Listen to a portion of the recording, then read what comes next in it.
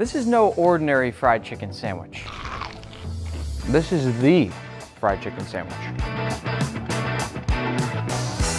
We'll begin by marinating our chicken. I'll be using boneless, skinless chicken thighs since they're juicier and harder to overcook. I'm gonna cover these up with some buttermilk. That'll break down the protein in the chicken to make it more tender, as well as some hot sauce. And before covering it up, I'm gonna get in there and make sure everything is fully mixed through. If you wanna use chicken breasts for this recipe, you definitely can, but it may not be as tender, and you wanna be sure to pound them to a nice even thickness. At this point, I'm gonna cover my chicken and place this in the refrigerator for 2 hours or preferably overnight. And voila, movie magic. But our chicken is not quite ready yet. There's one more step to lock in that flavor, and that is to lay our chicken down on a paper towel lined sheet tray and refrigerate uncovered for 2 to 6 hours. This will help to get a crispier and more flavorful fried chicken. And one last thing, make sure to keep this leftover marinade because we're gonna use this later. While our chicken does its thing in the fridge, we're gonna get our frying oil and our dredging station ready to go. For this, I'm just using a simple neutral oil. And while that heats up, I'll jump on over here to prepare my dredging station. To begin, I'll go into a small bowl with some garlic powder, black pepper, a little salt, some onion powder, dry mustard, and a little paprika. Now I'll stir this up until fully combined and no clumps remain, and we can go grab our chicken. After the fridge, your chicken should look something like this. Now, using half of the seasoning blend that we just made, we'll go ahead and season our chicken, making sure to sprinkle from nice and high up. And very important, don't forget to flip them all over and do the exact same thing on the other side.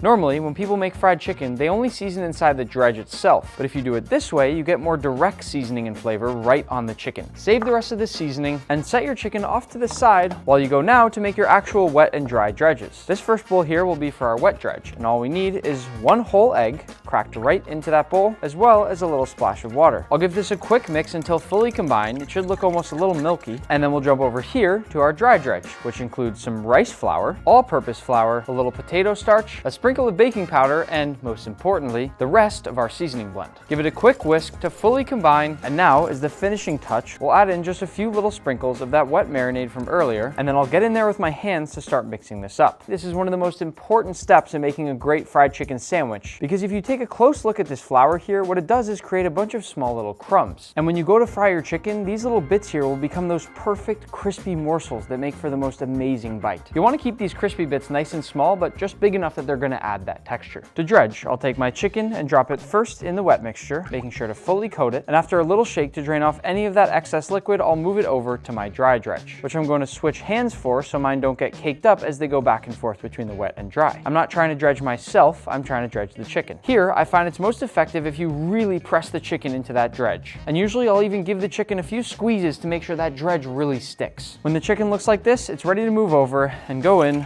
for the first fry. I like to sway it back and forth to gradually ease it into the oil. And while that begins to cook, I'll jump over and continue dredging my other pieces. We'll be frying our chicken in 2 stages. The first I call the cooking stage. It's what we're doing right now, where we cook at a lower temperature to cook the chicken all the way through. In just a few moments, we'll move to the frying stage, where we turn that oil temperature up and get that beautiful golden brown crust. You see all those nice crackly looking bits on this chicken here? That's a good preview of what this should look like after it fries. And since these are such big pieces, I'm only gonna fry them here in batches. So we'll do 2 at a time. Check that out. We're going for those crispy pieces that are just leaping off the chicken. These are what will give you the best, most mouth-watering bite of fried chicken you've ever tasted. Remember to constantly be changing the heat and monitoring that oil temperature as you cook here, because when you put something big and cold like a piece of fried chicken in, that temperature is gonna shoot straight down. While our first round of chicken fries, I'm gonna add a little bit more of that wet mixture into our dry dredge here to create a few more of those crispy bits. Sometimes you may not need to add anything extra at all, but just be monitoring your mixture to make sure it always has enough of those clumpy bits. Without breaking any of our beautiful crispy bits here, I'm gonna check the internal temp of my chicken. And once it reaches about 160 Fahrenheit, we can go ahead and set it aside. And while those rest for a few minutes, we can prep our other pieces of chicken.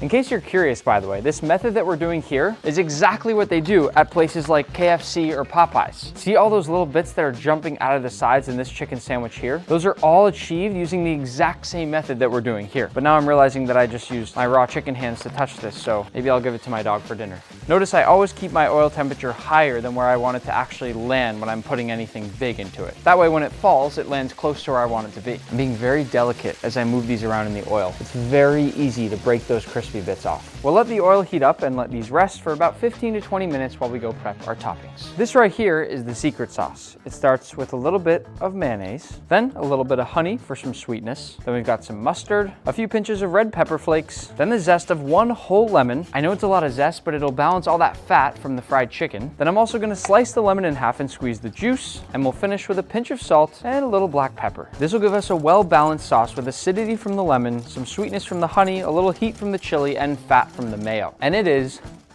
delicious. While our sauce is in the fridge, we're gonna prep our slaw. Here, I've got some green cabbage and purple cabbage, both of which I'm gonna chop up into nice fine strips like this. The thing is, no fried chicken sandwich is complete without a nice slaw that goes with it. Not only does it add flavor, but it also adds lots of color and texture, so I think it's very important. In addition to our cabbage, we've also got some shallot. This is a nice sweet onion that's gonna add that oniony flavor without being too overpowering in our slaw. And then we've got these carrots, which I'm gonna use a peeler to create these nice ribbons with. But you're more than welcome to just chop them quickly with your knife if you want. Once we've prepped all of these, I'll bring in a bowl. I'm going to add a little bit of pickle juice, but not the pickles quite yet. Then my mayonnaise, a little mustard, a nice sprinkle of poppy seeds, then some honey, a little salt, and a bit of fresh cracked pepper. And now I'll give this a quick whisk to make sure it's fully combined. And then I'm gonna layer my ingredients in a way that makes sure my slaw doesn't get soggy before I plate my sandwich. So on the bottom go my chopped pickles, then on top of that I'll put my shallots, then my shredded carrots, and then on top of this goes all of my cabbage. I'm sure at some point you've had a really soggy coleslaw, and that's exactly what happens if you leave it sitting in a liquid for too long. But if we put it in the fridge now like this, and then mix it all together just before we assemble our sandwich, we get that ultimate maximum crunch. It's time for the second stage of the frying process, the crisping stage. And this time we're frying at a higher oil temp, and all of our chicken can cook at the same time. A note for safety at home, by the way, is you should probably have your oil level a little bit lower than mine, but I like to keep it up nice and high so you can see things really easily while I demonstrate. The goal of this stage in the frying process is to lock in all that flavor and get a nice, beautiful golden brown crust. And while this cooks, I'm gonna jump over here and switch out the paper towels on my wire rack lined sheet tray. When we rest the chicken, these are gonna soak up some of that excess oil, but having the wire rack underneath makes sure there's still airflow so nothing gets soggy. Whenever your chicken is beautifully golden brown and crispy, you can go ahead and rest it off to the side. It will and should get darker at this stage, but it's already fully cooked so you can pull it whenever you want. And with our chicken done, we've got one last optional step before plating, which is toasting our buns. I like toasting my buns in part to get a crispy texture on top, but also to steam it so we get it a little soft and fluffy. By leaving the two halves attached like this, you create this pocket in the middle where things get really soft and steamy on the inside. This step shouldn't take too long. Once the bun looks toasted like this, we're ready to plate. When it comes to plating, I'm gonna keep things simple. We'll add our sauce right on the bottom. Don't go too far to the edges or it may spill right over. Then we'll add our crispy fried chicken, and just like I said before, we're gonna mix our slaw up very last second. That way it's still nice and crunchy, and then on we go.